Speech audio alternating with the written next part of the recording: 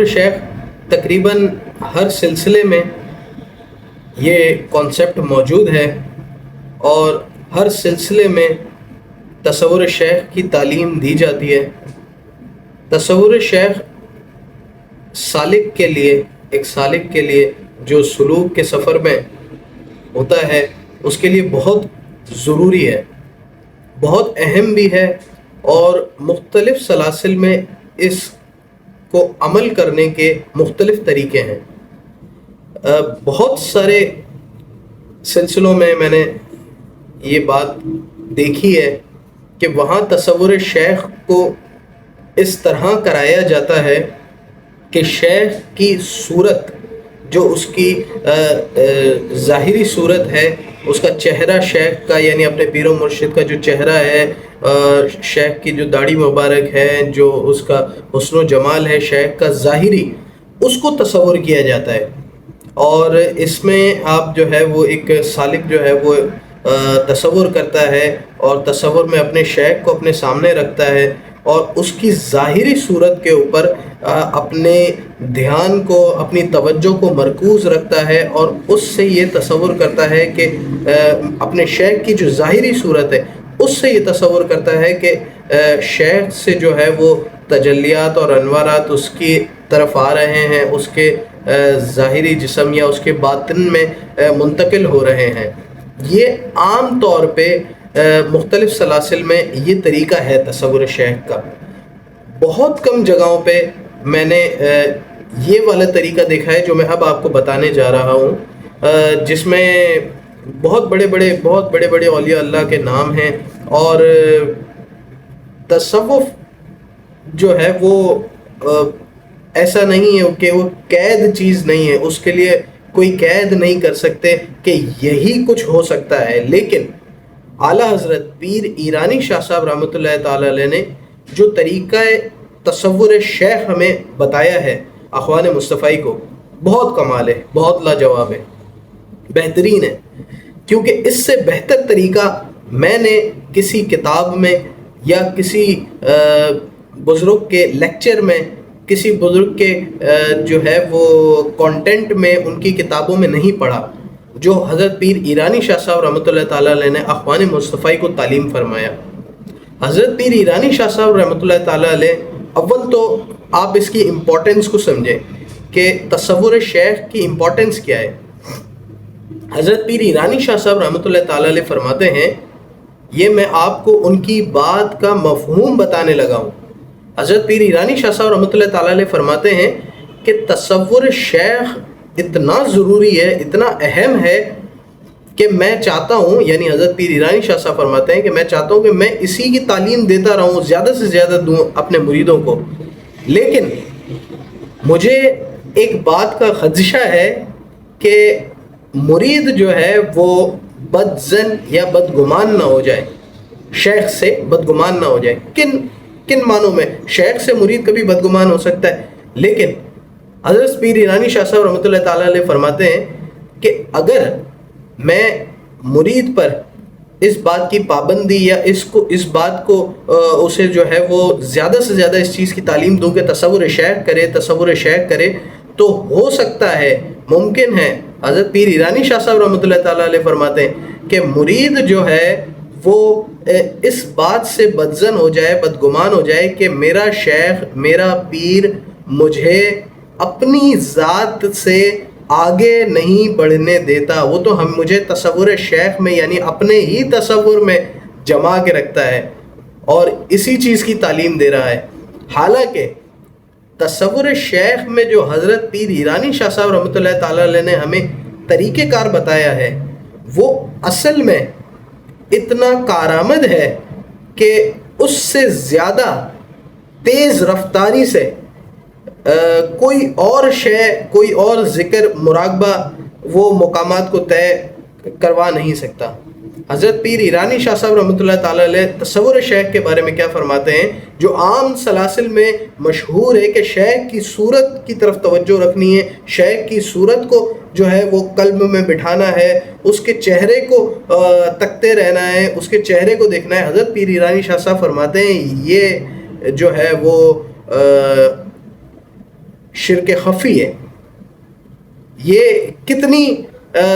بڑی بات، کتنا بڑا نقطہ ہے کہ اگر اس بات پر توجہ کی جائے کہ شیخ کی صورت کا تصور کرنا، تصور شیخ کے نام پر، یہ شرک خفی ہے. اب تو تصور شیخ کا اصل طریقہ کیا ہے؟ حضرت پیر ایرانی شاہ صاحب رحمۃ اللہ تعالیٰ علیہ اپنے مریدین کو جو طریقہ تعلیم فرمایا ہے وہ یہ ہے کہ آپ یعنی مرید اپنے شیخ، اپنے پیر و مرشد کے باطن کا تصور کرے گا، اپنے شیخ کے باطن کا تصور کرے گا، اور مرید اپنے شیخ کے باطن کی طرف توجہ رکھے گا اپنی. اب جب مرید اپنے شیخ کے باطن کا تصور جمانے لگے گا تو اس سے فائدہ یہ ہوگا کہ وہ اپنے شیخ کی صورت ظاہری کو بھول جائے اور اس کے باطن کی طرف متوجہ ہو جائے. اب جو بھی انوارات، تجلیات، انعامات اس کے شیخ کے باطن پر نزول ہوں گے، اس میں سے کچھ حصہ مرید کو بھی حاصل ہوگا، عنایت ہوگا، عطا ہوگا. تو شیخ کے باطن کا تصور قائم کرنے کے لیے حضرت پیر ایرانی شاہ صاحب رحمۃ اللہ تعالیٰ علیہ نے اس بات پر بہت زیادہ فوکس کیا ہے، اس بات کو بہت زیادہ ترجیح دی ہے کہ تصور شیخ کیا جائے، اپنے شیخ کے باطن کا تصور کیا جائے کہ اس کے باطن پر جو اللہ تبارک تعالیٰ کی طرف سے مہربانیاں نازل ہو رہی ہیں، جو عطائیں ہیں، جو رحمتیں ہیں، اس کا تصور کیا جائے. اس سے فائدہ کیا ہوتا ہے؟ اس سے 2 3 4 طرح کے فائدے ہیں. ویسے تو فائدے گن نہیں سکتے، تصور شیخ کے فوائد آپ گن ہی نہیں سکتے، لیکن کچھ چیزیں میں آپ کے سامنے عرض کرتا ہوں. اول تو یہ کہ جب مرید اپنے شیخ کے باطن کا تصور قائم کرنے لگتا ہے تو شروع میں، کیونکہ مرید تو ابھی نابلد ہے، مرید تو اپنے شیخ کا اصل مقام جانتا ہی نہیں ہے اور جان بھی نہیں سکتا. کون مرید ہے جو اپنے شیخ، اپنے پیر و مرشد کے حقیقی مقام کو پہچان جائے؟ لیکن جب وہ تصور شیخ کی کوشش کرتا ہے، جب وہ تصور شیخ کو جمانے کی کوشش کرتا ہے اور اپنے شیخ کے باطن کی طرف فوکس ہو جاتا ہے، متوجہ ہو جاتا ہے، تو وہ ایک خاکہ تیار کرتا ہے اپنے شیخ کے باطن کا اور پھر اس کی طرف توجہ کرنے لگتا ہے. اس خاکے کی طرف، اس باطن کا جو اسٹرکچر اس نے اپنے ذہن میں بنایا ہوتا ہے اس کے اوپر متوجہ ہو جاتا ہے اور اپنے شیخ کے باطن کو فوکس کر کے وہ بیٹھ جاتا ہے اور اپنے شیخ کے باطن کا تصور قائم کرنے لگتا ہے. تو اس سے کیا ہوتا ہے؟ اس پریکٹس سے اللہ تبارک تعالیٰ جب مرید کو اس حالت میں دیکھتا ہے کہ وہ اپنے شیخ کے باطن کا ایک خاکہ، اسٹرکچر، انیشیل خود بنا کے بیٹھا ہے اور وہ سوچ رہا ہے اپنے شیخ کے باطن پر، جب وہ تصور رکھتا ہے تو اللہ تبارک تعالیٰ اس مرید پر اپنے شیخ کی یعنی اپنے پیر و مرشد کے مقامات کے اصل حقائق کو آہستہ آہستہ درجہ بدرجہ کھولنے لگتا ہے اور وہ اپنے پیر و مرشد کے کمال کو، اس کے باطن کو حقیقی طور پر دیکھنے لگتا ہے، اس کا مشاہدہ کرتا ہے. اور جو مشاہدہ اس کا بڑھتا جاتا ہے تو جو مہربانیاں، جو عطائیں اللہ تبارک تعالیٰ اس مرشد کے اوپر نازل فرماتا ہے، وہی مہربانیاں، وہی عطائیں، وہی جو ہے کمالات وہ مرید کو بھی درجہ بدرجہ حاصل ہونے لگتے ہیں، اس کو بھی وہ چیزیں عطا ہونے لگتی ہیں. اس کا بھی جو ہے وہ توجہ کا مرکز جو ہے شیخ کا جب باطن ہوتا ہے تو اس کا اپنا باطن بھی شیخ کے باطن میں اس طرح فنا ہو جاتا ہے کہ اب جو شیخ کا باطن ہوتا ہے اس مرید کے تصور میں، باطن جب بھی تصور کرتا ہے تو وہ اپنے شیخ کا ہی باطن تصور کرتا ہے. جب وہ اپنے شیخ کا باطن تصور کرتا ہے تو شیخ کے اوپر جو کمالات جو عطائیں، جو اللہ تبارک تعالیٰ کی رحمتیں نازل ہو رہی ہیں، تو ان کا مشاہدہ وہ آہستہ آہستہ درجہ بدرجہ کرنے لگتا ہے۔ تصور شیخ کی اہمیت اعلیٰ حضرت پیر ایرانی شاہ صاحب رحمۃ اللہ تعالیٰ علیہ نے بند الفاظوں میں بیان کی ہے، اپنے تصنیفات میں بھی بیان کی ہے، مینائے مصطفی میں بھی موجود ہے، اور یہ شجرہ مصطفی ایک چھوٹی بک ہے جس کے اندر اعلیٰ حضرت پیر ایرانی رحمۃ اللہ تعالیٰ علیہ کا شجرہ نسبتی جو بھی ہے وہ ہمارے حضور پاک صلی اللہ علیہ وسلم سے لے کر اور ہمارے اعلیٰ حضرت پیر ایرانی شاہ صاحب رحمۃ اللہ تعالیٰ علیہ تک موجود ہے۔ اس شجرے کی کتاب میں بھی تصور شیخ کی اہمیت وہاں بھی بیان کی گئی ہے۔ تو تصور شیخ ایک ایسا عمل ہے، ایسی چیز ہے، ایسا کانسیپٹ ہے جو مرید کو بہت تیز رفتاری کے ساتھ اور بہت زیادہ آسانی کے ساتھ جو ہے وہ کمالات تک پہنچا دیتا ہے، اس کے روحانی درجات بلند ہونے لگتے ہیں۔ وہ اپنے شیخ کے باطن کو جب تصور میں رکھتا ہے، ظاہری صورت کو نہیں، ظاہر صورت کے بارے میں حضرت پیر ایرانی شاہ صاحب رحمۃ اللہ علیہ فرما چکے کہ یہ تو شرک خفی ہے، شرک خفی۔ اچھا، اب جب آپ باطن کو تصور کرتے ہیں نا، تو ہم جب باطن کو تصور کرتے ہیں تو کیا تصور کرتے ہیں؟ شیخ کے باطن کو جب تصور کرتے ہیں تو ہم نور تصور کرتے ہیں، ایک نورانی وجود شیخ کا تصور کرتے ہیں۔ صورت کو تصور کرنے میں ایک مشکل ہے، ایک پریشانی ہے۔ جب شیخ کی صورت تصور کی جائے گی، اس کی شیخ کی پیر و مرشد کی جو ظاہری صورت ہے، داڑھی مبارک، چہرہ مبارک جب تصور میں رکھا جائے گا، تو وہ جو ظاہری صورت ہے اس کا تو اصل ہمارا جو مطلوب ہے، جو ہمیں طلب ہے، وہ ظاہر نہیں ہے۔ شیخ کا، پیر و مرشد کا ظاہر جو ہے وہ ہمارا اصل مطلوب مقصود نہیں ہے۔ ہمارا مقصود یہ ہے کہ ہم نے جب شیخ کے ہاتھ پر بیعت کی ہے تو بیعت کی ہی اس بنا پر جاتی ہے کہ شیخ پر آپ کو یہ اعتماد ہوتا ہے کہ یہ میرا پیر و مرشد جس کے ہاتھ پر میں بیعت کر رہا ہوں، یہ فنا فی اللہ ہے، بقا باللہ ہے۔ اللہ تبارک تعالیٰ کی طرف سے اس کو بقا حاصل ہے، اور یہ اللہ تبارک تعالیٰ کی ذات میں فنا ہو چکا ہے۔ تو اب آپ کا حاصل، یعنی مرید کا جو حاصل ہے، جو اس کا مطلوب ہے، طلب ہے، اس کی مرید کی طلب شیخ کا ظاہری صورت نہیں ہے، مرید کی طلب ہے شیخ کا باطن۔ شیخ جس کمال تک پہنچا ہے،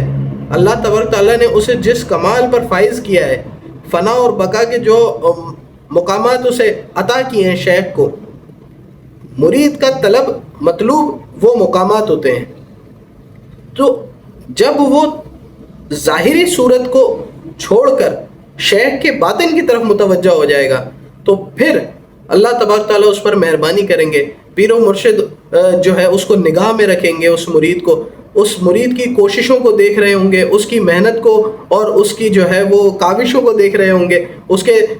جذبے کو بھی شیخ جو ہے اپنے پیر و مرشد جو ہے وہ دیکھتے ہیں، بالکل دیکھتے ہیں۔ روحانی طور پر بھی شیخ کی توجہ ہوتی ہے ہر ایک مرید پر، اور اس کی جو ہے طلب کو بھی دیکھ رہے ہوتے ہیں۔ تو اس حساب سے تو نہیں، خیر عطا تو پھر عطا ہے، لیکن پھر درجہ بدرجہ آہستہ آہستہ شیخ جو ہے وہ اپنے باطن کو بھی جو ہے اپنے مرید پر، مرید صادق پر ظاہر فرماتے ہیں۔ اور یہ راستہ جو تصور شیخ کا ہے، جو شیخ کے باطن کا تصور ہے، یہ راستہ بہت کمال کا راستہ ہے۔ اس سے بہت بڑے بڑے مقامات، بہت بڑے بڑے مشاہدات آپ کے اوپر آسانی سے کھل جاتے ہیں، بہت سارے بڑے روحانی معاملات آپ کو بہت آسانی سے سمجھ میں آنے لگتے ہیں، اور شیخ جو ہے وہ آپ کے اوپر ایسی کرم نوازی رکھتا ہے کہ جب آپ اس کے باطن کی طرف توجہ کرتے ہیں تو جو انعامات اس کو حاصل ہو رہے ہوتے ہیں شیخ کو، اس میں سے آپ کو بھی حصہ ملتا ہے، اس میں سے مرید کو بھی حصہ ملتا ہے۔ تو تصور شیخ اکیلی، صرف تصور شیخ ہی ایک ایسی کمال کی جو ہے وہ چیز ہے کہ اگر اس کو مرید پابندی کے ساتھ اس پر عمل کرتا رہے، اس کے اوپر توجہ رکھے، اور اس کے اوپر جو ہے وہ پابندی سے عمل کرتا رہے تو بہت کچھ اللہ تبارک تعالیٰ کی عطا سے جو ہے وہ اسے مل سکتا ہے۔ تو تصور شیخ جو ہے اس کی میں نے آپ کو جو ہے مختصر سی تفصیل جو میں بتا سکتا تھا وہ میں نے بتائی کہ 2 طریقے ہیں تصور شیخ کے۔ ایک تو یہ کہ اس کے جو ہے وہ ظاہر کو، اس کی صورت کو تصور کیا جائے، دوسرا یہ ہے کہ اس کے باطن کو تصور کیا جائے۔ پھر جب لطائف کے ذکر بھی ہوتے ہیں اور اس تصور شیخ میں پھر ایک لطیفے کا بھی تصور ہوتا ہے کہ شیخ کے ایک لطیفے کے اوپر تصور کیا جائے اور اس کے شیخ کے یعنی پیر و مرشد کے ایک لطیفے کے اوپر جو انوارات اور تجلیات نازل ہو رہی ہیں اس کا تصور کیا جائے تو وہی انوارات، وہی تجلیات اللہ تبارک تعالیٰ جو ہے وہ اپنی مہربانی سے جو ہے وہ مرید کے اس لطیفے پر بھی نازل کرتا ہے جس لطیفے کا تصور قائم کیا ہوا ہوتا ہے۔ تو یہ ایک تصور شیخ کا کمال ہے، اور تصور شیخ ایک بے انتہا قیمتی چیز ہے، بے انتہا قیمتی چیز ہے۔ یہ بات آپ اس بات سے اندازہ لگا سکتے ہیں کہ حضرت پیر ایرانی شاہ صاحب رحمۃ اللہ تعالیٰ علیہ فرما رہے ہیں کہ اگر میں تصور شیخ کا مریدوں کو زیادہ سے زیادہ حکم دوں، یعنی جیسا دینا چاہیے اس طرح سے تعلیم کرنا شروع کروں، تو لوگ مریدین بدظن ہو جائیں گے، بدگمان ہو جائیں گے اس بات سے کہ شیخ جو ہے وہ اپنی ذات سے آگے بڑھا ہی نہیں رہا۔ حالانکہ شیخ آپ کو شارٹ کٹ دکھا رہا ہے، شیخ آپ کو وہ چھوٹا راستہ، وہ قریبی راستہ دکھا رہا ہے کہ مرید کو یہ کہہ رہا ہے کہ میرے باطن کا تصور کرو۔ شیخ پیر و مرشد یہ فرما رہے ہیں مرید سے کہ میرے باطن کا تصور کرو، تو میں جس کمال پر پہنچا ہوں تم اس کمال پر جلدی آ جاؤ گے، وہاں تک تمہارا سفر جو ہے وہ جلدی طے ہو جائے گا۔ اب یہ تو اپنے اپنے مقدر کی بات ہے اور اللہ تبارک تعالیٰ کی اس میں عطا ہی عطا ہے، یہ اس میں مرید کا کوئی کمال ہی نہیں ہے، مرید کی کوئی محنتیں اگر مرید یہ سمجھے کہ میری محنت سے میں روز مراقبہ کرتا ہوں، میں روز تصور شیخ کرتا ہوں، یا میں روز ذکر اذکار کرتا ہوں، اس وجہ سے کوئی مشاہدہ مجھ پہ کھل گیا ہے یا کوئی روحانی مقام مجھے مل گیا ہے، تو ایسا بالکل نہیں ہے۔ یہ تو سلوک کی ایک ایسی راہ ہے کہ اس کو چھوڑا نہیں جا سکتا، اس کو مکمل طور پر آپ کو آہستہ آہستہ اس کے ساتھ چلتے رہنا ہے، شیخ کی دی ہوئی تعلیمات، دیا ہوا ذکر، دیا ہوا جو مراقبہ ہے وہ کرنا ہے۔ لیکن جو نتائج ہیں وہ اس مرید کے عمل کی بنا پر نہیں ہے، نتیجہ خالصتاً شیخ کی عطا ہے، اللہ تبارک تعالیٰ کی عطا ہے، حضور پاک صلی اللہ علیہ وسلم کی عطا ہے، یہ صرف عطا ہے، یہ کوئی کمال نہیں ہے۔ کیونکہ وجہ آپ سن لیں، وجہ یہ ہے کہ ہم وہ مراقبہ کرتے ہی نہیں ہیں، ہم سے وہ مراقبہ ہوتا ہی نہیں ہے جس کی جو ہے وہ جس کا کوئی صلہ ہم ایکسپیکٹ کریں کہ ہم نے یہ مراقبہ کیا ہے یا ہم نے یہ جو ہے وہ ذکر کیا ہے جس کے جو ہے وہ نتیجے میں ہمیں فلاں مقام یا فلاں کوئی روحانی معاملہ ہمارے لیے آسان ہو جائے، ایسا بالکل نہیں ہے۔ یہ خالصتاً شیخ کی عطا ہے، خالصتاً اللہ تبارک تعالیٰ کی عطا ہے۔ لیکن سلوک ایک ایسا سفر ہے، سلوک میں سالک یعنی جو شخص بیعت ہو گیا کسی شیخ سے اور اب شیخ کے دیے ہوئے معمولات پر عمل کرتا ہے، ذکر اذکار پر، تو وہ معاملہ تا حیات اس کے ساتھ ہے، اس کو تا حیات اس سلوک میں چلتے رہنا ہے۔ سلوک کا معنی یہ ہے چلتے رہنا ایک راستے پر، آپ اس شیخ کے دیے ہوئے راستے پر آپ چلتے رہتے ہیں، اور یہ راستہ اللہ تبارک تعالیٰ کا راستہ ہے، اور یہ راستہ اللہ تبارک تعالیٰ کی پہچان تک لے کے جاتا ہے، اور یہ اس ذات تک لے کے جا رہا ہے جو لامحدود ہے۔ جب وہ ذات ہی لامحدود ہے، اس کا کوئی احاطہ ہی نہیں کر سکتا، تو یہ سفر کبھی ختم ہو ہی نہیں سکتا۔ یہ ایک زندگی کیا، ایسی 10 زندگیاں 100 زندگیاں مل جائیں تو بھی سلوک ایک ایسا راستہ ہے، ایک ایسا سفر ہے جو ختم نہیں ہو سکتا، کیونکہ اس کا جو حاصل ہے وہ اللہ تبارک تعالیٰ کی ذات ہے، اور اللہ تبارک تعالیٰ کی ذات جو ہے وہ لامحدود ہے۔ اللہ تبارک تعالیٰ قرآن پاک میں فرماتے ہیں اعوذ باللہ من الشیطان الرجیم بسم اللہ الرحمن الرحیم ان اللہ علی کل شیء محیط. اللہ تبارک تعالیٰ تو ہر شے پر محیط ہے، ہر شے کو گھیرے ہوئے ہے، ہر شے پر جو ہے وہ احاطہ کیے ہوئے ہیں. تو اللہ تبارک تعالیٰ کی ذات تو انفائنائٹ ہے، لامحدود ہے. تو اس کی طرف جو سفر ہوگا وہ بھی لامحدود ہوگا، وہ بھی کبھی ختم نہیں ہو سکتا، وہ سفر بھی جاری رہے گا، جاری و ساری رہے گا. تو سلوک کا سفر کبھی ختم نہیں ہو سکتا. بس اس کے اندر سالک جتنی کوشش کر سکتا ہے، جو کوئی اپنے شیخ کی تعلیمات پر عمل کر سکتا ہے، جتنا زیادہ سے زیادہ کر سکتا ہے وہ اچھا ہے. اپنے شیخ کی دی ہوئی تعلیمات پر عمل کریں. حضرت پیر ایرانی شاہ صاحب رحمۃ اللہ تعالیٰ علیہ نے سلسلہ مصطفائی میں جو تعلیمات تفویض فرمائی ہیں مریدوں کو، وہ اتنی آسان ہے کہ دوسرے سلاسل کے مقابلے میں اگر دیکھا جائے باقی سلاسل میں تو وہاں ذکر اذکار بہت زیادہ کرنا پڑتا ہے مریدوں کو، مریدوں کے ساتھ بہت ساری پابندیاں ہوتی ہیں. یہاں ایسے معاملات نہیں ہیں. حضرت پیر ایرانی شاہ صاحب رحمۃ اللہ تعالیٰ علیہ نے سلسلہ مصطفائی میں تعلیمات کو اتنا آسان کر دیا ہے کہ ہر ایک عام انسان، ہر ایک خاص انسان جس کی کوئی خاص ذمہ داریاں ہیں، کوئی کاروبار کرتا ہے، کوئی جاب کرتا ہے یا کوئی اسٹوڈنٹ ہے، ہر طرح کا شخص اپنے سلوک کے سفر میں جو ہے وہ آگے بڑھ سکتا ہے. وہ تعلیمات ہی اتنی آسان ہیں، اس کے اندر کوئی ایسی چیز اضافی ایکسٹرا ہے ہی نہیں جو بہت زیادہ ٹائم کنزیومنگ ہو، جو بہت زیادہ ٹائم مانگتی ہو. حضرت صاحب نے اتنی آسان کر دی ہے سلوک کی راہ کو اخوان مصطفی کے لیے کہ حضرت صاحب کی دی ہوئی تعلیمات پر غور کیا جائے تو اس کے اوپر چلنا بالکل بھی مشکل نہیں ہے، بالکل بھی مشکل نہیں ہے، بے حد آسان ہے. اور حضرت صاحب مراقبے، ذکر، تصور شیخ اور دیگر معمولات میں سب سے زیادہ جس چیز کو فوکس میں رکھتے ہیں یا حضرت صاحب نے جس چیز کے بارے میں زیادہ تعلیم فرمایا ہے وہ تصور شیخ ہے. وہ تصور شیخ ہے اور تصور شیخ کی پابندی سے بہت سارے معاملات آسان ہو جاتے ہیں. اپنے شیخ کا تصور کریں، کچھ اپنا وقت نکالیں دن میں، چاہے وہ 5 منٹ ہی کیوں نہ ہو. 5 منٹ دینا کوئی مشکل نہیں ہے. اگر 5 منٹ ہی اپنے شیخ کی طرف متوجہ ہو جائیں اور اس کے باطن کی طرف متوجہ ہو جائیں اور اس کے باطن پر جو انعامات الہی نازل ہو رہے ہیں اس کی طرف متوجہ ہو جائیں تو انشاءاللہ میرا یہ یقین ہے کہ انشاءاللہ کسی مرید کو بھی اس کے پیر و مرشد، اس کے شیخ حضور پاک صلی اللہ علیہ وسلم اور اللہ تبارک تعالیٰ خالی نہیں لوٹائے گا. اور انشاءاللہ یہ تصور شیخ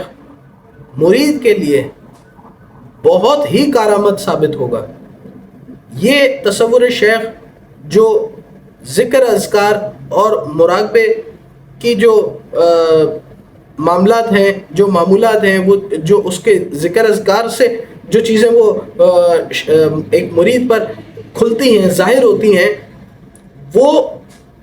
بڑے بڑے درجات، وہ بڑے بڑے روحانی معاملات مرید پر ظاہر ہو سکتے ہیں صرف تصور شیخ سے. اگر صرف تصور شیخ ہی کرے تو وہ آسانی کے ساتھ اپنی راہ سلوک پر چل سکتا ہے اور بہت کچھ اپنے شیخ سے جو ہے وہ اس کو عطا ہوگا.